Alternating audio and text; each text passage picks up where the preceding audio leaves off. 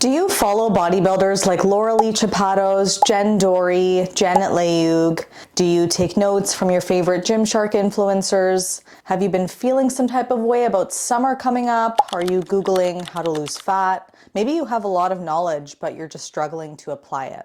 Hi, my name is Yasmin. I'm a certified fitness specialist, a two-time bikini athlete, and a fit model division athlete here in 2025. So I've gone through quite a transformation myself. I've been through the ringer, I want to say, for over 10 years of fitness and nutrition research. I understand what it's like to feel stuck. I understand what it's like to feel overwhelmed. As I approach my fit model competition, I'm trying to share tips along the way to help clear the noise and support you on your unique journey. Now, of course, this is all my experience, regardless of credentials. So please take everything with a grain of salt, or rather just take what you need and leave what you don't. Okay, I got my notebook here, but I want to first pop up my transformation for my first competition back in 2021, 2022, that season. Progress photos are not for judging, okay? They're for learning. Today, I want to talk about 6 pillars, my experience with each, and what I'm doing similarly or differently this time around with the experience and knowledge I have going into this new division. I wrote them all out because I felt as though they were each important to talk about, and they're each relevant to one's fat loss journey before summer, so to speak. And I think they'll be most relevant to you if you've clicked on this video. So the first one is digestion optimization. This is optimizing your digestion for the absorption of nutrients.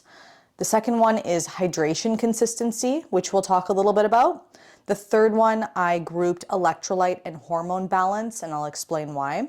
4 is training volume, or what I like to call muscle load. 5 is your consistency and adaptability in other variables like cardio or adjusting a deficit, particularly in carbs and fat, given that protein should remain consistent for this example. No, I think that's just 5 things. 5 things. Okay, number 1 is digestion optimization. So regardless of whether you're in a deficit or training really hard, what have you, if your body is not digesting food properly, it's going to impact recovery. It's going to impact how well your muscles are utilizing glycogen and nutrients after a workout, thereby impacting the efficiency of your muscle retaining or muscle building workouts. Fat loss will be more challenging because your waist isn't working as well. How do you know if your digestion's out of whack? 1, you feel tired a lot, maybe sluggish, heavy, you have inconsistent bowel movements, BMs for short. You are finding that after a meal, generally you feel sluggish or aren't feeling that energy, that steady energy during the day. Digestion can be impacted by a lot of things, so don't feel bad if your digestion sucks right now. It is what it is, and it can often be thrown off by things like travel, eating different foods for a period of time, introducing new foods into your diet, removing foods out of your diet, stress. All that to say is just be aware of what your digestion level is right now. On the flip side, what is good digestion? What does good digestion look like? I can go back to my first prep experience when I really started to move the needle forward. I was having my BMs at the same time every single day. I was feeling like not bogged down after a meal. I was able to go into what I was doing, whereas before I just felt like I'd have this mental fog, which implies that digestion is slow and it's taking a lot of energy and blood away from the brain. And so those are some indicators of good digestion. You'll see a lot of fitness influencers posting about debloat drinks or green drinks in the morning. And this is something I did for my own preps. I'm not doing it as consistently right now. I may introduce it in the last few weeks or so, but I'll tell you why it's helpful, or it can be. Now, a lot of these greens powder supplements are controversial or have a lot of anecdotal claims to back them up, more so than scientific claims. It really depends on the brand, so I'm not going to get into too much of that right now. But pairing something like a greens powder with a fiber or a probiotic in the morning can really help kickstart that digestion. When your gut is clear in the morning, you're just waking up and that's the first thing you're really ingesting, something like this greens powder or a probiotic fiber supplement. it's going to allow your body to absorb that right away, and then it's very primed. I'll use the word primed for digesting the rest of the meals you're going to be taking in that day. The second one is hydration consistency.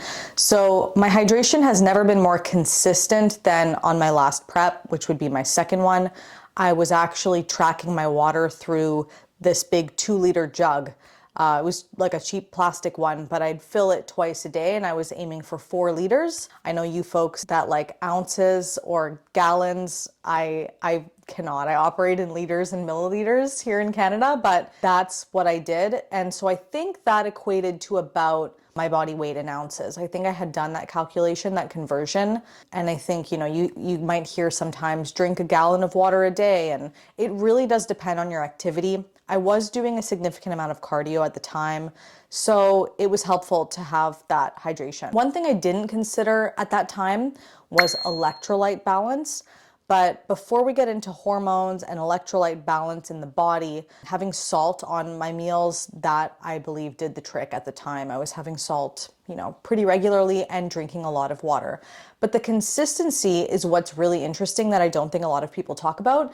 If you're being conscious about drinking a lot of water day to day, that's fantastic. And there's typically not much more you need to do beyond that. But what hydration consistency does is it allows you to see your true weight. If you're tracking things like weight, water retention, all of that stuff, especially in something like bodybuilding or physique development, when details really matter, hydration consistency, in other words, having the same amount of liquid each day, is going to allow you to really find that true weight, and it won't be fluctuating so much where you feel a bit more out of control or like you're not able to really gauge where your variables are progressing. Now, I want to mention electrolytes and hormones together, even though they're separate and we should not be treating them alike.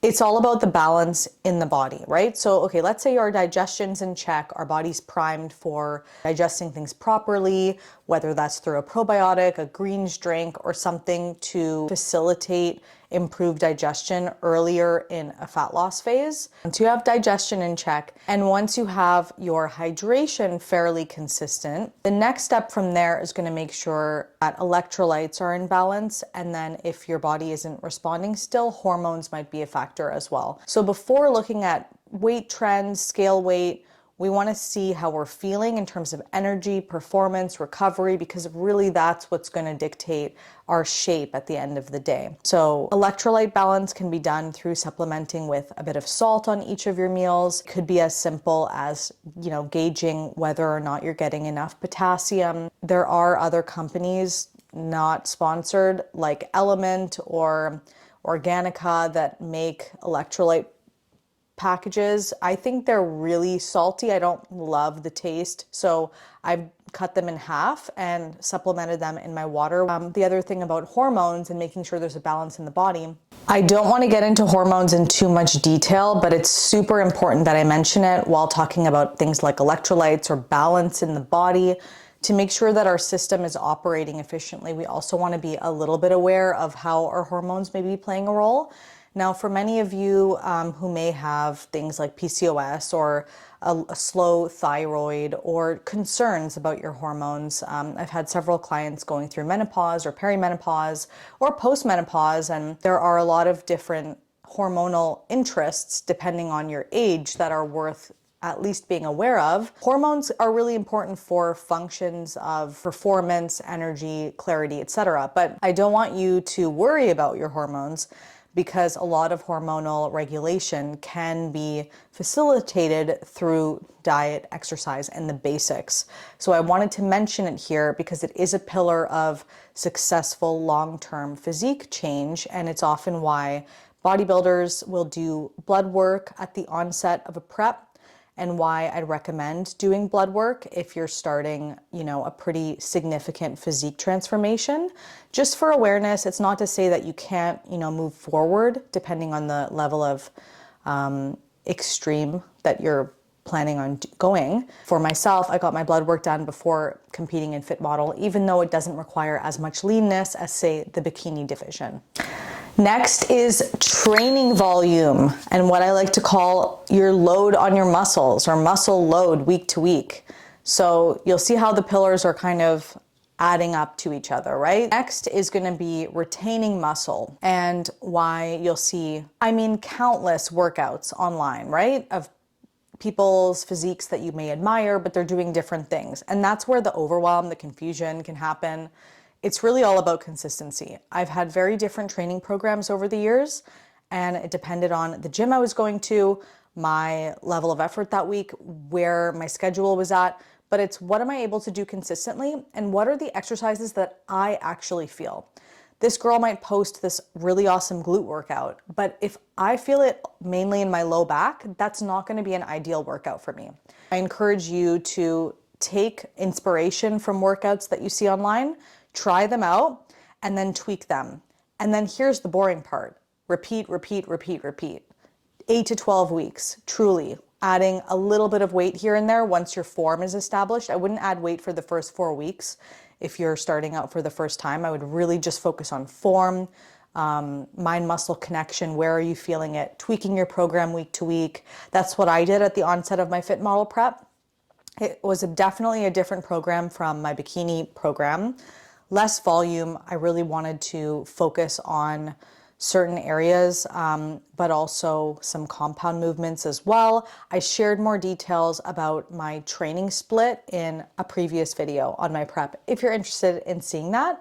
And if you have any questions, let me know in the comments. 5, well, that's 10. 5 is consistency and adaptability of your other variables. So assuming everything there is check, check, check, check, then we can move on to week checks of how's my training going, how's my energy, digestion's good, okay, awesome, hydration's good, okay, awesome, my training volume is good, I feel like I can connect to the muscles that I'm hitting, I'm seeing, changes on the scale, changes in my photos week to week, that's all good. I didn't mention, but safe to say, assuming protein is high, 1 gram per pound of body weight is typically the recommendation. So it does depend, but for the purpose of this video, let's assume you're eating 1 gram per pound of body weight in protein. So if you're 130 pounds, you're eating 130 roughly grams of protein, give or take. Sometimes I eat more than that. Sometimes I eat less, but I really try to hit a good amount of protein. So now, what do I mean by these other variables? These other variables, if progress stalls or if things are going well and you're starting to dial things in more, you're gonna now possibly manipulate your carbs, your fats, and or cardio. So assuming protein is the same, this is where things can get interesting. Optimizing carbs around workouts can be really important for muscle fullness and recovery. I didn't have many carbs, not gonna lie, in my last prep, because I had a big priority to drop a significant amount of body fat. And that's just the strategy that I used with my coach at the time. And I was focusing a lot on fats, vegetables, protein. I did have a lot of carbs in the early phase of my prep, beans, rice, potatoes. And I think that really helped give my body a stable starting point before I really shredded down. But my body right now is working well with more balance. So I'm keeping carbs, fats, protein in there. And then I'm adjusting depending on my satiety levels and how much I'm training, where those carbs and fats are. So I'm now getting pretty close to competition, and I want to start dialing things in a little bit more. I don't want to sacrifice carbs around my workouts because I think that's still really important to maintain, but I may start to reduce carbs in my later meals of the day, or potentially taper out fats. However, I want to keep fats as high as possible for hormonal health and satiety. So I don't think fats are going to change too much more from where they are now. A good threshold for women is not going anywhere lower than 35 grams of fat. I'm currently eating about 50 grams of fat daily. And then the other component of that, of course, is cardio. And why I'm leaving it to the end of the video is simply because cardio isn't necessary. It can be helpful, but too often we take cardio as that first priority before considering digestion, hydration, consistency, training volume, mind-muscle connection, these other variables in our diet. So it's really important to use it as sort of that last variable as opposed to making it the foundation of a fat loss phase. I thought I would change the scenery for the last clip of this video. Wow. A word about scheduling I want to leave. I did share a clip in my prep vlog about how I schedule out my time to make sure that with so many of these variables that there's a flow to my weeks and I'm able to be prepared for them. That can make such a big difference in one's confidence in their training or progression, one's confidence in their journey, adherence to the program that they're following. So that's really important, maintaining a schedule. I will say I shared a lot about my meal prep in my Instagram stories and highlights. Feel free to connect with me at YazzyFit. I hope you enjoyed that, and I will catch you very soon.